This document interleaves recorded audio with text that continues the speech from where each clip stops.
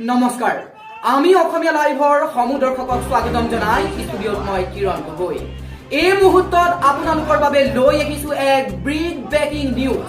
লোকসভা নিৰ্বাচনৰ পূৰ্বে লুৰিণজ্যোতি গগৈ দুৰ্গত মুখ্যম আঘাত অসম জাতীয় পৰিষদৰ ডিব্ৰুগড় জিলাৰ নেতা লিখন বৰুৱাৰ বিজেপিত যোগদান আজি লাহোৱালৰ বিধায়ক বিনোদ হাজৰিকাৰ বাসগৃহত কেন্দ্ৰীয় মন্ত্ৰী সৰ্বানন্দ সোণোৱালৰ উপস্থিতিত শাসনাধিষ্ঠ দলটোত আনুষ্ঠানিকভাৱে যোগ দিয়ে অসম জাতীয় পৰিষদৰ নেতাজনে উল্লেখ্য যে আছুৰ মজিয়াত থকাৰ পৰাই লুৰিণজ্যোতি গগৈ ঘনিষ্ঠ লিখন বৰুৱা আছুৰ ডিব্ৰুগড় জিলাৰ প্ৰাক্তন সভাপতি আছিল তদুপৰি লুৰিণজ্যোতিৰ লগত থকা ঘনিষ্ঠতাৰ বাবে বিগত বিধানসভা নিৰ্বাচনত লাহোৱাল বিধানসভা সমষ্টিৰ অসম জাতীয় পৰিষদৰ পৰা প্ৰাৰ্থিত্ব লাভ কৰিবলৈ সক্ষম হৈছিল সদ্য বিজেপিগামী লিখন বৰুৱাই শক্তিশালী প্ৰতিদ্বন্দ্বী সৰ্বানন্দ সোণোৱালৰ বিপক্ষে যুঁজ দিবলৈ সাজু হোৱাৰ সময়তে একান্ত ঘনিষ্ঠই কৰা এনে প্ৰতাৰণাই নিশ্চিতভাৱে লুৰিণজ্যোতি গগৈ কিছু ফল ঠেকত পেলাব সেয়াও নিশ্চিত দীপিকা বৰুৱাৰ ৰিপৰ্ট আমি অসমীয়া লাইভ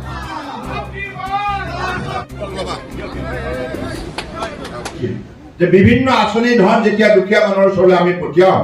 দুখীয়া মানুহে এটকাত কেৱল 16 আনা পায় বাকী 84 পইচা মধ্যভোগী আত্মসাৎ কৰে কিন্তু সেই কথাখিনি প্ৰধানমন্ত্ৰীয়ে ক'লেহে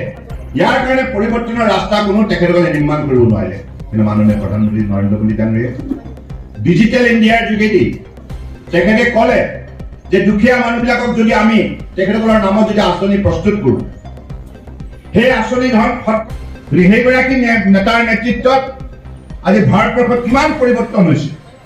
আপোনালোকক সাধাৰণ এটা উদাহৰণ দিওঁ আগতে আমি যিবিলাক আমাৰ ৰাইজক মই শ্ৰদ্ধা সহকাৰে প্ৰণাম জনাইছোঁ আৰু এইখন সমাজেই এই অভাজনক জনপ্ৰতিনিধি হিচাপে সমাজ সেৱা কৰাৰ কামত দেশ সেৱা কৰাৰ কামত বহুতখিনি উল্লেখযোগ্য অৰিহণা আগবঢ়াইছে গতিকে মই ৰাইজৰ শ্ৰীচৰণত কোটি কোটি প্ৰণাম যাচিছোঁ সকলোৱে আশীৰ্বাদ বিচাৰিছোঁ সকলোৱে সমৰ্থন বিচাৰিছোঁ আৰু আজি বিনোদ হাজৰিকা ডাঙৰীয়াৰ নেতৃত্বত যি শক্তিশালী আমাৰ ইয়াত কাৰ্যকৰ্তাসকলে এটা পৰিৱেশ ৰচনা কৰিলে তাৰ বাবে মই অত্যন্ত উৎসাহিত আৰু জনপ্ৰতিনিধি হিচাপে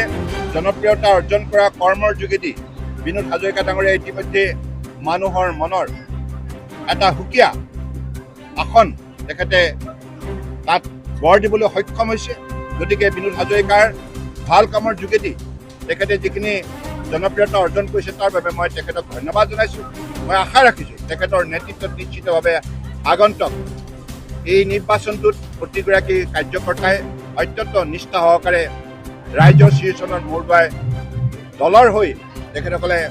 আশীৰ্বাদ ল'ব আৰু দলৰ বাবে ৰাইজৰ সমৰ্থন প্ৰাৰ্থনা কৰিব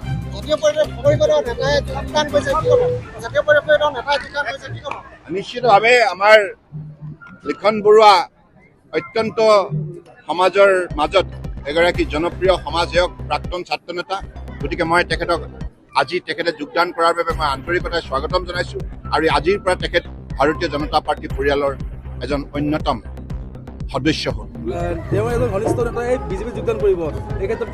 নাই ঘনিষ্ঠ নেতাই আপোনালোকে জানে যোৱা বিধানসভা নিৰ্বাচনত তেখেতে লাহোৱাল বিধানসভা সমষ্টিৰ পৰা মোৰ বিপক্ষে তেখেতে অসম জাতীয় পৰিষদত প্ৰতিনিধিত্ব কৰি খুব চালুকীয়া অৱস্থাত আছিল যুৱ নেতা লিখন বৰুৱা তথাপি তেখেতে 15,000 ভোট সেই সময়ত পাবলৈ সক্ষম হৈছিল আৰু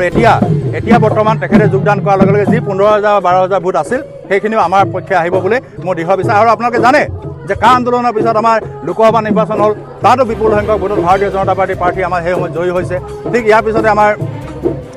বিধানসভা ইলেকশ্যন হ'ল কা গৃহীত হোৱাৰ পিছত বিধানসভা নিৰ্বাচন অনুষ্ঠিত হ'ল তেতিয়াও আমি ভাৰতীয় জনতা পাৰ্টীয়ে আমাৰ ডিব্ৰুগড় জিলা আৰু তিনিচুকীয়া জিলাত আমি 100% আমি জয়লাভ কৰিছিলোঁ সেইকাৰণে উজনি কৈ থাকে মই উজনিত কি প্ৰভাৱ পৰিব লুৰিণজ্যোতিৰ বিষয়ে মই বিশেষ ক'ব নোৱাৰোঁ কিন্তু আমি জানো যে আমি 70% ভোট বা 75% ভোট আমাৰ ভাৰতীয় জনতা পাৰ্টীৰ মিত্ৰজোঁটৰ প্ৰাৰ্থী সৰ্বানন্দ সোণোৱাল ডাঙৰীয়াই পাব বুলি মোৰ দৃঢ় বিশ্বাস এইখিনি আজিলৈকে ৰাইজৰ কামত ৰাইজৰ সেৱাৰ কাৰণে বৰ্তি হৈ আছোঁ পৰৱৰ্তী সময়ত ভাৰতীয় জনতা পাৰ্টীৰ দৰে সুবিশাল এটা পৰিয়ালৰ সদস্য হিচাপে এই পৰিয়ালৰ জৰিয়তে ৰাইজৰ সেৱাৰ কাৰণে জনসাধাৰণৰ স্বাৰ্থত কাম কৰি যাবৰ কাৰণে মই আজি এই দলটিত যোগদান কৰিছোঁ। আৰু পৰৱৰ্তী সময়ত আপোনালোকৰ জৰিয়তে আপোনালোকে গম পাব আৰু ৰাইজে গম পাব যে ৰাইজৰ স্বাৰ্থত জনসাধাৰণৰ কাৰণে কৰিবলগীয়া কামসমূহ মই খুব শৃংখলাবদ্ধভাৱে ভাৰতীয় জনতা পাৰ্টী দলৰ নীতি আদৰ্শৰ জৰিয়তে আগবঢ়াই লৈ যাবৰ কাৰণে চেষ্টা কৰিম। আৰু এই ক্ষেত্ৰত আমাৰ সমষ্টিৰ সন্মানীয় জনসাধাৰণ ৰাইজ আৰু আপোনালোকে সহযোগ আগবঢ়াব লাগিব। গতিকে বৰ্তমানৰ সময়ত চাবুৱা লাহোৱাল বিধানসভা সমষ্টিৰ ভাৰতীয় জনতা পাৰ্টীৰ বিভিন্ন স্তৰৰ কাৰ্যকৰ্তাসকলৰ সহায় সহযোগত তেওঁলোকৰ পৰিয়ালৰ এজন সদস্য হিচাপে মই পৰৱৰ্তী সময়ত আগবাঢ়ি যাবৰ কাৰণে চেষ্টা কৰিম। আন্দোলনৰ সময়ত আপুনি মানে এটা গুৰুত্বপূৰ্ণ ভূমিকা লৈছিল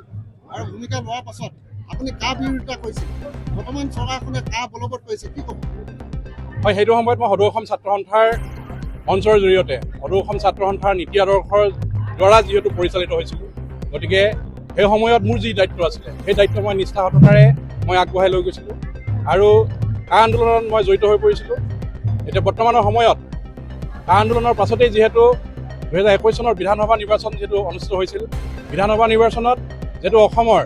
সংখ্যাগৰিষ্ঠ জনসাধাৰণৰ মতামত প্ৰদান কৰি বিজেপি চৰকাৰ অসম ৰাজ্যত গঠন কৰিলে। গতিকে মই ৰাইজৰ পক্ষত থকা ব্যক্তি হিচাপে সংখ্যাগৰিষ্ঠ ৰাইজৰ মতামতক মই গুৰুত্ব প্ৰদান কৰি সংখ্যাগৰিষ্ঠ ৰাইজৰ মতামতক মই সন্মান জনাই ৰাইজৰ পক্ষত থকা ব্যক্তি হিচাপে ৰাইজৰ কাম কৰিবৰ কাৰণে মই ৰাইজৰ পক্ষত থাকিবৰ কাৰণে চেষ্টা কৰিম। বৰ্তমান সময়ত তাৰ সম্পৰ্কত স্থিতি আপোনালোকে নিশ্চয় গম পাইছে। চৰকাৰখনেও যিহেতু জনসাধাৰণৰ দ্বাৰা গঠিত, জনসাধাৰণৰ এখন চৰকাৰ, জনসাধাৰণৰ হিতৰ কাৰণে যিহেতু বিজেপি চৰকাৰখনে বিভিন্ন কাম কাজ কৰিছে, গতিকে এখন চৰকাৰৰ দায়িত্ব হিচাপে ৰাজ্যখনৰ শুভ কাম যিহেতু চৰকাৰখনে কৰি আছে, গতিকে তাৰ জৰিয়তে অসমৰ কোনবিলাক বিষয়ত ভাল হ'ব, কোনবিলাক বিষয়ত বেয়া হ'ব, এইবিলাক বিষয় যিহেতু চৰকাৰখনে নিশ্চয় চিন্তা চৰ্চা কৰিছে। গতিকে এই জনসাধাৰণৰ দ্বাৰা গঠিত চৰকাৰখনৰ যি মতামত, এই মতামতৰ বিৰুদ্ধে মই বৰ্তমান সময়ত মোৰ বক্তব্য আগনবঢ়াওঁ, কিয়নো সংখ্যাগৰিষ্ঠ জনসাধাৰণে এই চৰকাৰৰ সপক্ষে মতামত আগবঢ়াইছে। গতিকে জনসাধাৰণৰ পক্ষত ময়ো নিজে স্থিতি সবল কৰিবৰ কাৰণে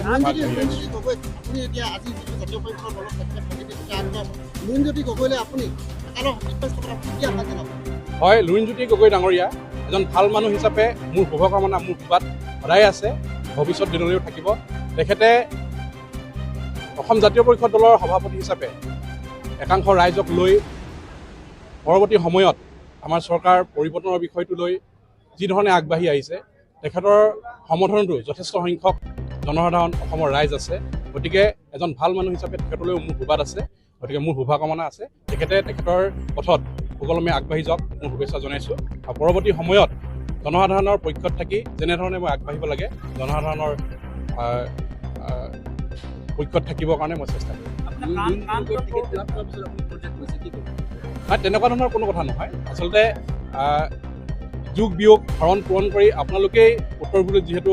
সৃষ্টি কৰে, গতিকে ইয়াৰ উত্তৰ আপোনালোকে সৃষ্টি কৰিব বা জনসাধাৰণক জনাব বুলি মই আশাবাদী।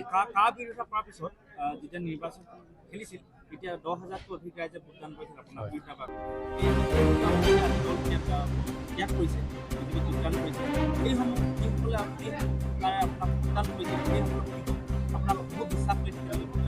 মই বিশ্বাসঘাতকতা এতিয়াও কৰা নাই কাকো। গতিকে জনসাধাৰণে নিশ্চয় যুক্তিপূৰ্ণভাৱে চিন্তা চৰ্চা কৰিছে, প্ৰতিটো বিষয় যুক্তিপূৰ্ণভাৱে আগবঢ়াই নিবই লাগিব। গতিকে সময় সলনি হৈছে, সময়ত ৰাইজে চিন্তা চৰ্চা পথ সলনি কৰিছে। গতিকে পৰৱৰ্তী সময়ত সামগ্ৰিকভাৱে চৰকাৰখনে কেনেধৰণে উন্নয়নৰ গতি আগবঢ়াই লৈ গৈছে, পৰৱৰ্তী সময়ত আৰু কৰিবলগীয়া কাম চৰকাৰখনে কেনেধৰণে আগবঢ়াবৰ কাৰণে পৰিকল্পনা কৰিছে, এই বিষয়বিলাকত সাধাৰণতে আমাৰ সমষ্টিবাসী সচেতন ৰাইজে গুৰুত্বপূৰ্ণভাৱে বিবেচনা কৰিব আৰু সেইধৰণেই বিষয়বিলাক যুক্তিপূৰ্ণভাৱে আগবঢ়াই নিব। গতিকে বিশ্বাসঘাতকতাৰ কথা ইয়াত নিশ্চয় আহি নপৰে। গতিকে ৰাইজৰ কাম কৰাৰ মানসিকতাৰে যিহেতু মই সামাজিক কামত বৰ্তি হৈ আছোঁ, পৰৱৰ্তী সময়তো সেই সামাজিক কামত বৰ্তি হৈ থাকি ৰাইজৰ কামত মই নিজকে ব্যস্ত কৰিম বুলি আগবাঢ়ি আহিছোঁ। ধন্যবাদ। যিহেতু আজি বিজেপি দলত যোগদান কৰিছোঁ, গতিকে গম পাইছেই যে জাতীয় পৰিষদ দলৰ পৰা মই আজি আহি অসম জাতীয় পৰিষদ দলত যোগদান কৰিছোঁ। ধন্যবাদ।